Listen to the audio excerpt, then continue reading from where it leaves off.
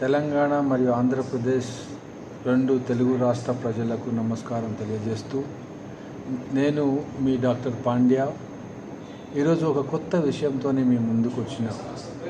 అదేంటంటే ఆల్రెడీ పెళ్ళి విషయంలో మనం ఎలాంటి నిర్ణయం తీసుకుంటున్నాం. పెళ్ళి అనేది ఒకరోజు ఒక గంటనో 2 గంటలో అది కాదు.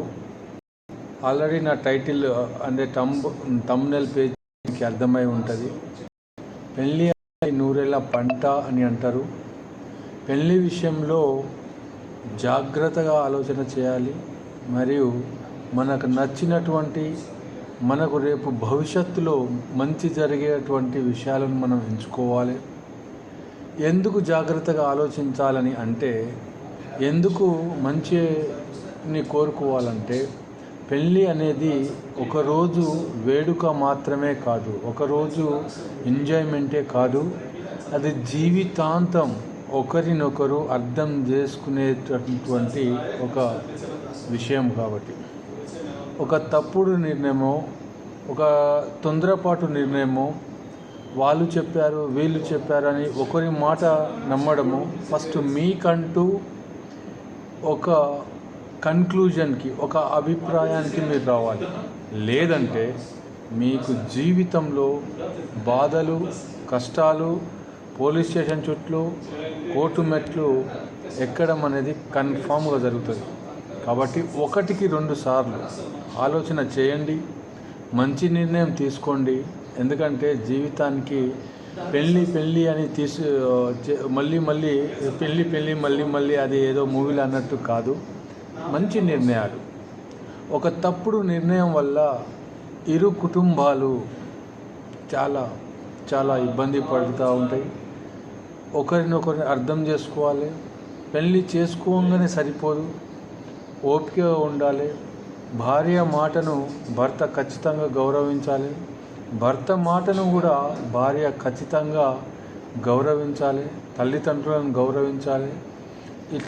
ఇటు వీళ్ళ తల్లిదండ్రులను, అటు వాళ్ళ తల్లిదండ్రులను గౌరవిస్తేనే ఆ బంధం, ఆ పెళ్ళి అనే బంధానికి నిజమైన అర్థం ఉంటుంది. కలిసిమెలిసి మంచి సంతోషంగా ఉండాలని కోరుకుంటున్నాను.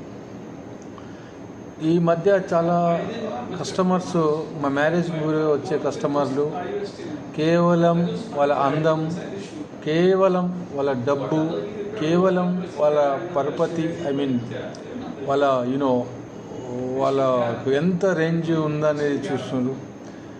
మళ్ళీ ఇది కరెక్ట్ కాదు.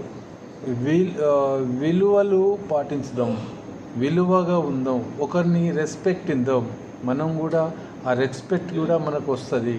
కాబట్టి నేను ఏం చెప్పాలనుకుంటానంటే, మీలో ఎవరైనా తప్పుడు నిర్ణయాలు తీసుకుంటే ఒక్కసారి ఆలోచన చేయండి. ఒక తప్పుడు నిర్ణయమో, ఒకటి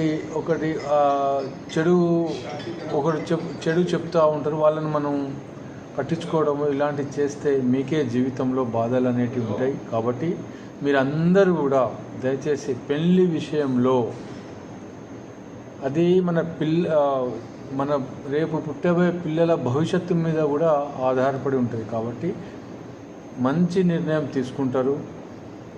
మంచి నిర్ణయం తీసుకొని ఆ నిర్ణయానికి తగ్గట్టుగా ఫాలో కావాలని నేను మనస్ఫూర్తిగా నా జై భవానీ మ్యారేజ్ బ్యూరో నుండి నా సహాయ శక్తుల మీకు ఖచ్చితంగా మంచి వరుడు, మంచి వధువును మేము చూసి పెడతాం. ఒక్కసారి మా ఆఫీస్కి రండి, చూడండి. వాళ్ళ తల్లిదండ్రులు, మీ తల్లిదండ్రులను కూర్చోబెడదాం, మాట్లాడిన తర్వాత నిర్ణయాలు తీసుకొని అప్పుడు మీరు పెళ్లి కోసం ముందడుగేయాలని నేను మనస్ఫూర్తిగా కోరుకుంటున్నాను. జై భవానీ.